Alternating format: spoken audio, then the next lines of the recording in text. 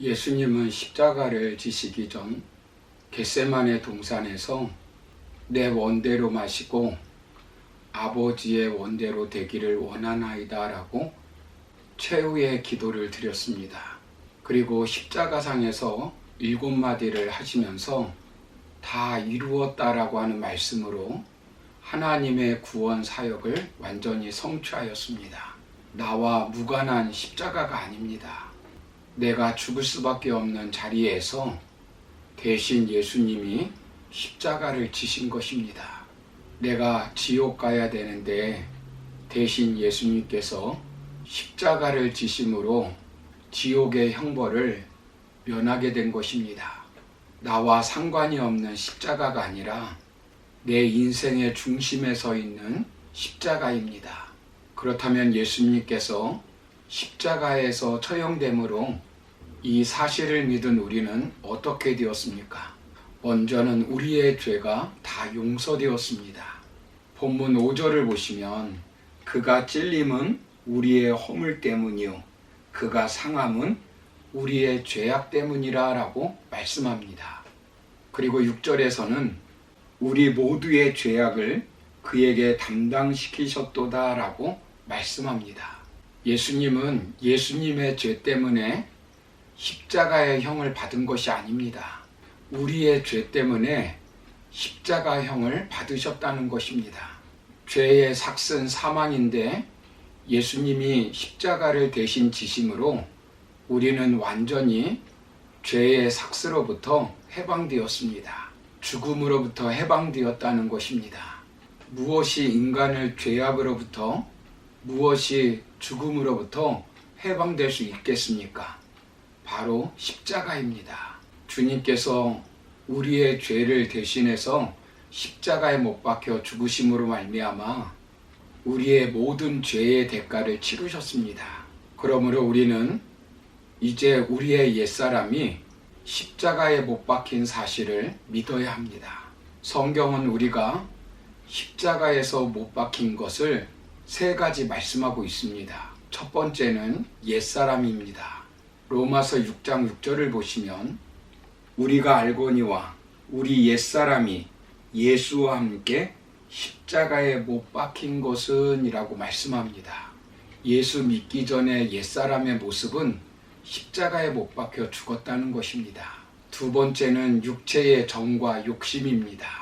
갈라디아서 5장 24절을 보시면 그리스도 예수의 사람들은 육체와 함께 그 정과 욕심을 십자가에 못 박았느니라 라고 말씀합니다. 그리고 마지막으로 우리의 자아입니다.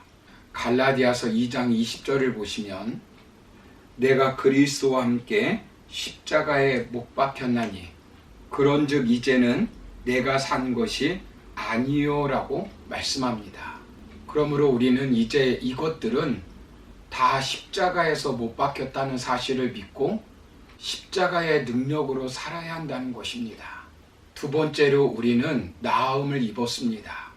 본문 5절 하반부를 보시면 그가 채찍에 맞음으로 우리는 나음을 받았도다 라고 말씀합니다. 우리는 예수님이 질병을 지셨다고 말하면 조금 이상하게 들릴 것입니다. 왜냐하면 성경에는 예수님이 질병에 걸렸다는 말이 한 번도 나오지 않기 때문입니다. 그렇다면 이 말씀이 의미하는 것은 무엇일까요? 예수님이 우리가 앓고 있는 질병 모두를 지고 십자가에 돌아가셨기 때문에 이제 우리가 질병을 앓지 않는다는 말이 아닙니다. 오늘 말씀을 예언한 이사야 선지자는 메시아 예언을 하면서 이렇게 말씀합니다. 이사야서 29장 18절 19절을 보시면 그날에 못 듣는 사람이 책의 말을 들을 것이며 어둡고 캄캄한 데에서 맹인의 눈이 볼 것이며 겸손한 자에게 여호와로 말미암아 기쁨이 더하겠고 사람 중 가난한 자가 이스라엘의 거룩하신 이로 말미암아 즐거워하리니라고 말씀합니다. 이 예언은 메시아가 오면 메시아의 능력으로 질병이 치료될 것을 말씀하고 있는 것입니다. 그런데 복음서를 보시면 이 예언의 말씀이 예수님을 통하여 다 이루어졌습니다. 여러분, 예수님은 인간의 참된 행복을 빼앗는 질병을 치료시켜 주셨습니다. 38년 된 혈루증 앓던 여자가 나음을 입었고, 안진뱅이가 일어났고, 소경이 눈을 떴으며 귀머거리의 귀가 열렸습니다. 그뿐 아니라 불안, 두려움, 염려, 걱정, 근심, 불면증, 우울증 등 이와 같은 각종 신경성 질환자도 고침을 받았습니다. 십자가를 통하여 질병을 치료할 수 있는 능력을 우리에게도 주셨습니다. 슬픔이 변하여 기쁨이 되는 길을 열어주셨습니다. 질병이 변하여 건강을 얻는 길을 펼쳐 놓았습니다. 우리가 육체적 질병과 고통으로 근심하고 고통하지만 예수님께 나오면 참된 기쁨을 누릴 수 있는 은혜를 입게 됩니다. 사랑하는 성도 여러분, 질병 때문에 근심하는 분 있습니까? 마음의 고통으로 근심하며 염려하며 사는 분 있습니까? 나의 질병의 문제, 나의 근심의 문제를 가지고 주님께 나오시기를 바랍니다. 나의 질병을 위하여 예수님께서 십자가에 못 박혀 죽으셨다는 것을 믿으시기 바랍니다. 주님은 오늘도 십자가에 피 묻은 손으로 우리를 안수하여 주시고 우리의 질병을 낫게 하시며 우리의 근심이 변하여 기쁨이 되게 해 주실 것입니다. 그러므로 예수님께서 우리의 질병을 고쳐주실 것을 믿고 예수님을 바라보기를 주님의 이름으로 축원합니다. 마지막으로 예수님이 십자가에 못 박혀 죽으심으로 우리가 평화를 누리게 되었습니다. 5절 중반부를 보시면 그가 징계를 받음으로 우리는 평화를 누리고 라고 말씀합니다. 우리가 받아야 할 마땅한 대가를 예수님이 받으심으로 우리는 용서를 받았습니다. 사람이 범죄하면 인간관계에서 나타나는 현상이 무엇입니까? 그것은 평화가 깨지는 것입니다. 원수가 되는 것입니다.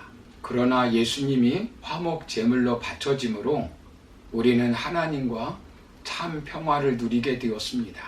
예수님은 십자가에서 화목 제물로 돌아가심으로 말미암아 모든 죄의 담을 허물어 주셨습니다. 우리는 예수님의 십자가로 말미암아 하나님과 화목한 사람들이 되었습니다. 그러므로 우리도 예수님처럼 용서하며 화평한 삶을 살아야 합니다.